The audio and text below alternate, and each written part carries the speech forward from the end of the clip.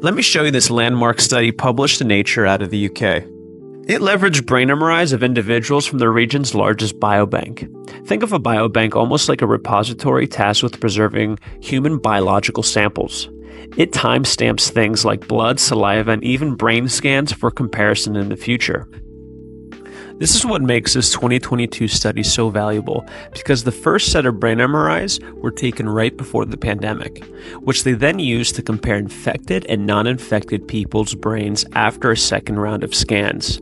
This baseline before the pandemic allowed researchers to better control for pre-existing conditions of the 785 participants in the study. So here's what they found. First off, gray matter reduction.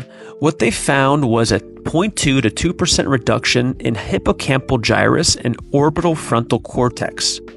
An affected hippocampal gyrus can affect spatial awareness and memory formation, and the orbital frontal cortex can affect reward processing and decision-making, aka executive functioning. This leads to the next part, cognitive decline. The infected participants showed a greater cognitive decline, particularly in executive function, which was measured by administering the trail-making test.